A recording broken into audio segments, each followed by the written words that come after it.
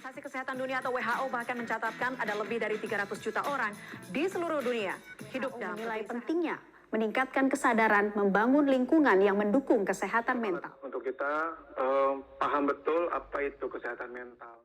Tanpa kita sadari, masih banyak masyarakat yang kurang paham seperti apa disabilitas mental itu. Kurangnya pemahaman masyarakat berakibat pula pada kurangnya kesadaran masyarakat terhadap kesehatan mental. Dengan adanya video ini, kami berharap dapat menambah wawasan masyarakat mengenai macam-macam disabilitas mental. Pada video ini, kita akan membahas 3 macam disabilitas mental, yaitu depresi, hiperaktif, dan autisme. Berikut adalah gejala dari depresi, meliputi selalu merasa bersalah dan sering menyalahkan diri sendiri, selalu merasa cemas dan khawatir yang berlebihan, mudah marah atau sensitif dan mudah menangis, sulit berkonsentrasi, berpikir, dan mengambil keputusan, tidak tertarik dan tidak memiliki motivasi terhadap segala hal, timbul ide untuk menyakiti diri sendiri atau percobaan bunuh diri, selalu merasa kelelahan dan tidak bertenaga, selera makan menurun atau tidak berselera makan, insomnia atau malah terlalu banyak tidur. Nah, teman-teman, depresi itu ada banyak macamnya loh. Yang pertama, depresi mayor. Depresi ini merupakan jenis depresi yang membuat penderitanya merasa sedih dan putus asa sepanjang waktu. Yang kedua, depresi persisten.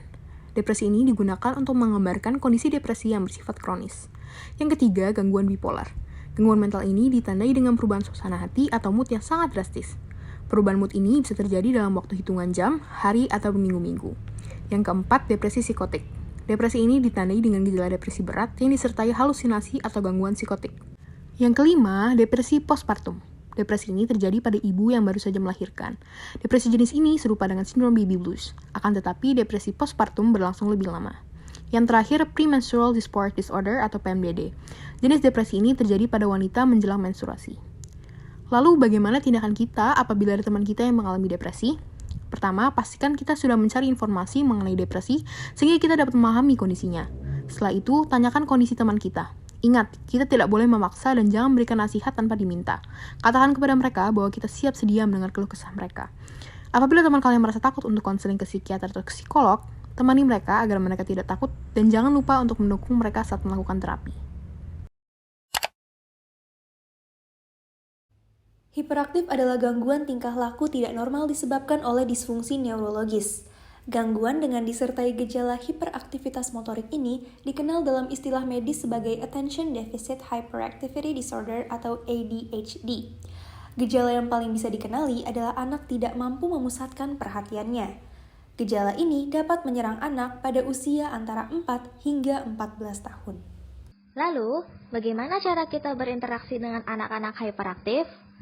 Yang pertama adalah dengan membangun kehidupan anak yang terorganisir dan terstruktur.